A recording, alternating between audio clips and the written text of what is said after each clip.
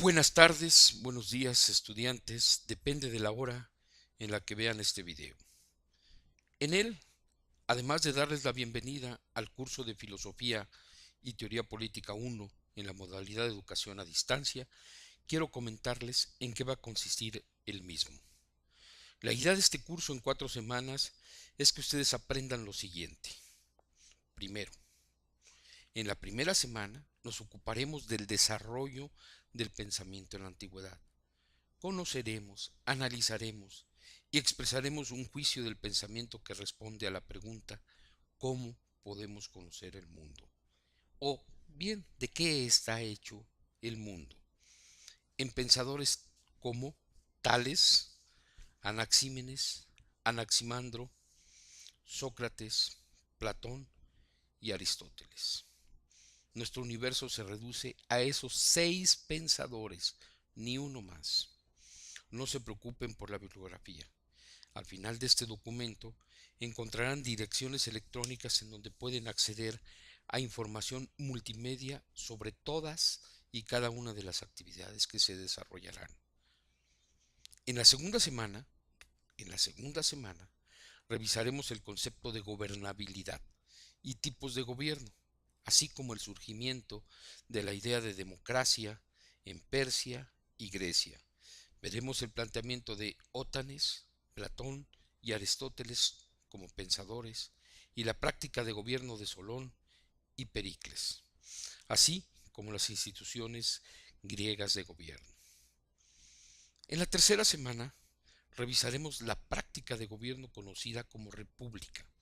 Examinaremos la primera república romana y las instituciones surgidas de ella hasta el imperio, y luego la caída de éste y el resurgimiento de la Segunda República. En la cuarta semana nos extenderemos sobre el concepto de política y analizaremos qué es la política para Aristóteles y qué para Maquiavelo. Aquí entrelazaremos nuevamente los conceptos de gobierno, mando, poder y elección. Ahora bien, como parte de la bienvenida, les explicaré un poco, bueno, en realidad un solo párrafo sobre mí. Quiero decirles que tuve la suerte de estudiar en la Facultad de Ciencias Políticas y Sociales, hace ya muchos ayeres, en donde tuve grandes maestros, algunos de los cuales ya fallecieron, pero hay otros que continúan en la facultad que con su experiencia y buen tino nos ayudan a aprender. Entre los maestros ya desaparecidos, y a riesgo de ser injusto por dejar muchos fuera, solo mencionaré a Manuel Buendía, a Fernando Benítez y a Enrique González Casanova. Entre los vivos puedo mencionar también, con el riesgo de dejar fuera algunos, a Guillermina Baena, a Hugo Gutiérrez Vega y a Edmundo González Yaca. También, quiero comentarlo, tuve la suerte de estar inscrito en el doctorado en la Universidad de Bordeaux, en donde tomé clases con Alphonse Silberman, Denise Escarpí y Robert Escarpí, entre otros. En fin, lo que vamos a aprender tiene mucho de importante y poco de baladí. Pero este viaje que emprenderemos por el conocimiento sí exigirá disciplina e ingenio, que estoy seguro que todos y cada uno de ustedes tiene. Quiero comentarles que si bien, como ustedes saben, el curso es del 9 de noviembre al sábado 7 de diciembre, las actividades que a continuación les solicitaré en realidad serán solo 4. Podrán ser entregadas hasta las 12 de la noche del día 11 de enero de 2014. Más adelante les comentaré algunas de las reglas que deben observar para su presentación, pero quiero puntualizar en este momento que cualquier material recibido posterior a ese momento será considerado como no entregado y aquel estudiante inscrito tendrá inmediatamente la calificación de 5. En ningún momento pondré calificación de no se presentó. Primera actividad. Mediante cualquier tipo de documento, ya sea escrito o multimedia, el estudiante describirá los principales puntos del pensamiento de Tales, Anaxímenes, Anaximandro, Sócrates, Platón y Aristóteles. En cuanto a la respuesta que ellos dieron a las preguntas, por qué existe lo que existe y cómo podemos conocer lo que existe. Como adelanto de lo que deberá ser fruto de sus lecturas y eventualmente de lo que extraigan de los videos que hay en la red, quiero adelantarles lo siguiente. Tales es considerado como el primer filósofo que interpela la realidad y da respuestas basadas en el raciocinio y no en la magia, lo que quiere decir que ya no recurría a los dioses para explicarse el mundo. Lo que pasa, pasa por una razón. No está sujeta al capricho divino y por lo tanto es posible conocer y predecir lo que va a pasar. Las cosas tienen distintas apariencias, pero una misma sustancia. Tales nació en Mileto, actualmente Turquía para que la ubiquen, circa, o sea, alrededor del siglo VI antes de nuestra era. Por eso es común escuchar su nombre como Tales de Mileto. Cuando él se pregunta qué es lo primero que existe o de dónde proviene todo, responde que el arjé, es decir, de dónde proviene todo, de la existencia es el agua. Todo nace en ella y todo retorna a ella. Esto ha abierto una polémica muy importante y muy trascendente. Hay algunas gentes tan importantes como Bertrand Russell que consideran a Tales como el primer científico y otros que lo consideran como el primer filósofo. Nosotros, con todo el gran respeto que le tenemos a Bertrand Russell, la admiración y todo lo demás por él, diremos que en esta ocasión y para los fines de este curso y didácticamente hablando, lo consideraremos un filósofo. Para Anaximandro, el principio fundamental era lo indefinido y lo abstracto, una fuerza cuya virtud consistía en separar las cosas mediante la diferenciación de los contrarios. Ojo, vean esto, es demasiado importante porque después lo encontrarán también a través de pensadores como Hegel y a través de pensadores como Marx. La diferenciación de los contrarios. En un movimiento de torbellino y rotación que causa que todo se acomode o que todo llegue al equilibrio. En cambio, Anaxímenes señalaba como principio fundamental el aire. Sócrates, por su lado, es considerado el primer hombre que al filosofar, o sea, al hacerse las preguntas vitales, señaló que el origen del mundo estaba en el hombre. De él proviene todo. Aquí les comparto un dato curioso. Quizá algunos de ustedes ya lo conocen y quienes no lo conozcan valoren. La madre de Sócrates era partera y se supone que a fuer de estar viendo el trabajo de su madre, llegó a la conclusión anotada. Todo sale del hombre. Sócrates perfeccionó un método que incluso inspiró a Cicerón a través de la lectura de Platón. El método socrático, vale la pena detenernos un minuto, ya que ustedes lo ampliarán, consiste en que, vamos a suponer, que un estudiante se acerca a un maestro con una pregunta. En los diálogos de Platón se describen abundantes ejemplos, a la que el maestro le responde con otra, en un primer movimiento que se conoce con el nombre de ironía. Y así, de forma irónica, el, perdón, así, de forma irónica, el maestro lleva al estudiante a una conclusión después de varios cuestionamientos. Y al final la refuta en un segundo movimiento que se conoce con el nombre de refutación, que busca probar o rechazar o simplemente demostrar las contradicciones del razonamiento del estudiante. Platón, por su parte, es el autor de la teoría de las ideas. Para él, veremos en nuestros viajes a las profundidades del raciocinio, las cosas pueden cambiar, pero la idea que tenemos de ellas no. Lo esencial es conocer la verdad, a la que solo se puede acceder por el camino de la razón.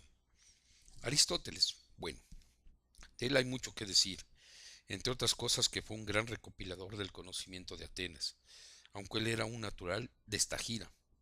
Y para poder comprender su pensamiento filosófico, por cierto, cuando hablamos de filosofía, hay que recordar que fue Pitágoras quien separó al filósofo del sabio.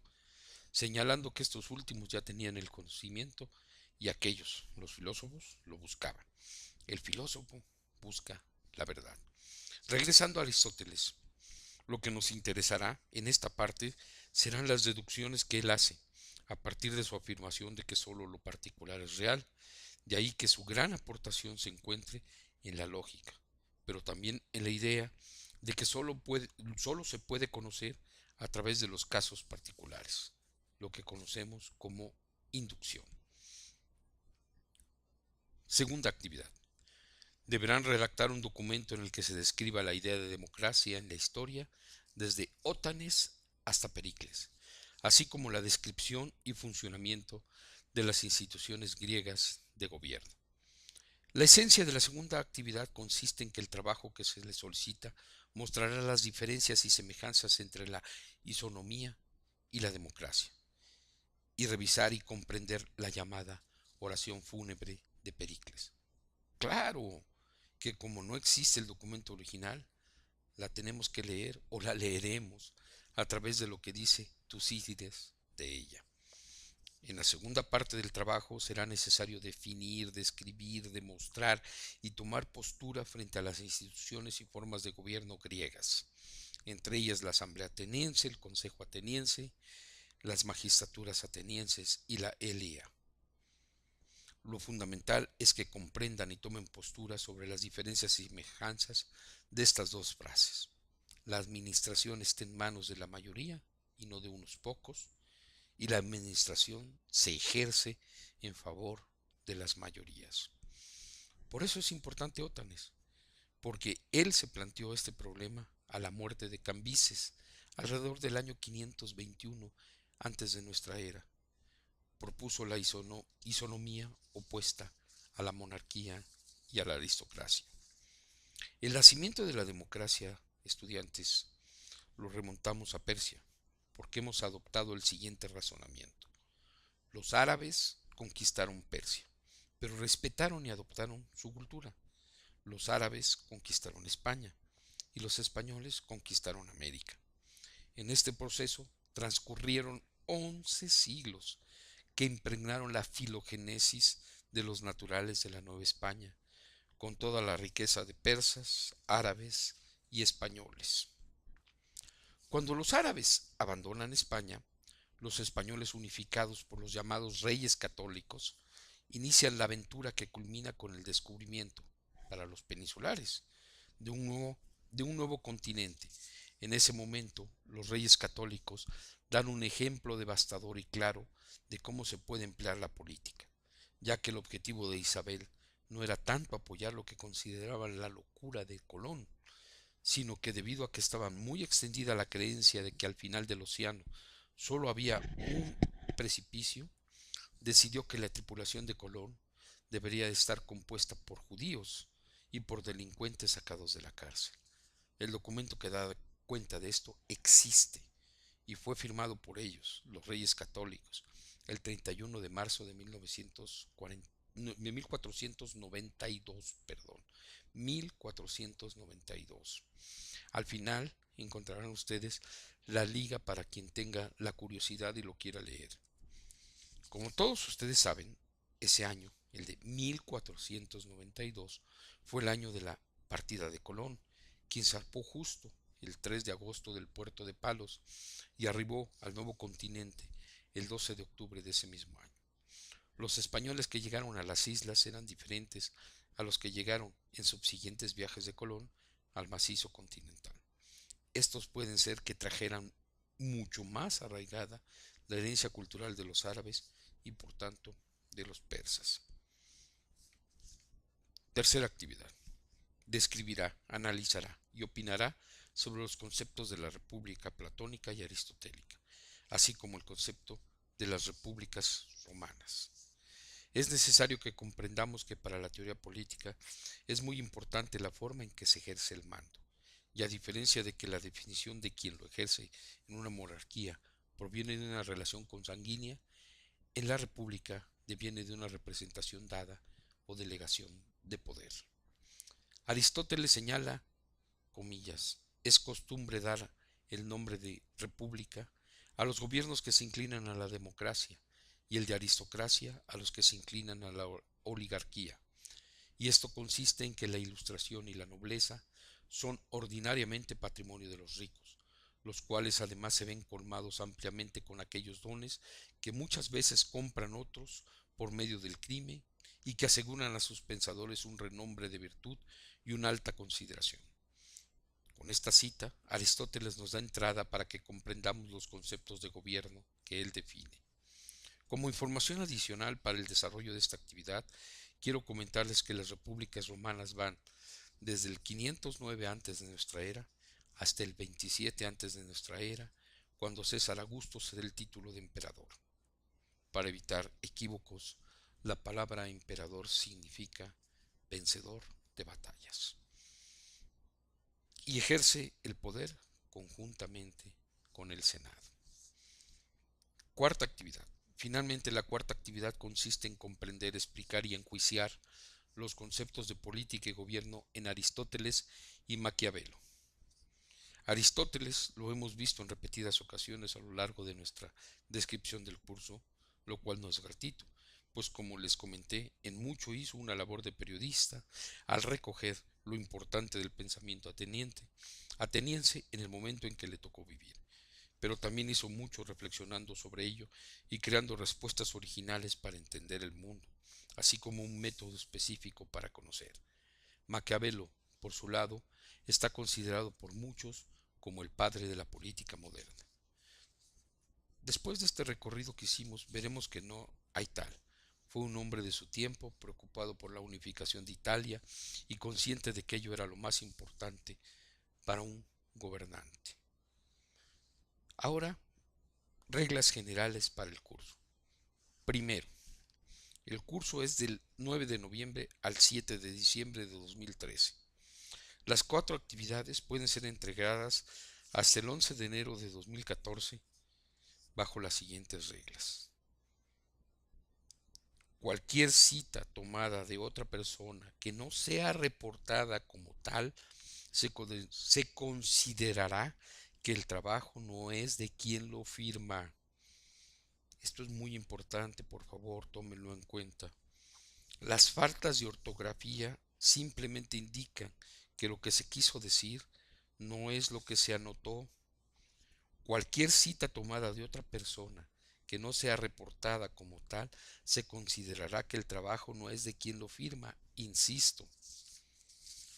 Cuarto, la asesoría para la elaboración de los trabajos está abierta a través de la plataforma de martes a sábado. Nos podemos ver en el aula virtual de 7 a 8 de la mañana y de martes a viernes de 19 a 20 horas, o bien por el correo unamfcps2013@gmail.com. Los trabajos deben contener invariablemente una carátula de identificación del tema que se trata, de la persona que lo elaboró, la materia a la que pertenece y el nombre del asesor. No hay extensión mínima de los trabajos, pero sí extensión máxima, no más de 10 cuartillas. Bienvenidos al curso de Filosofía y Teoría Política.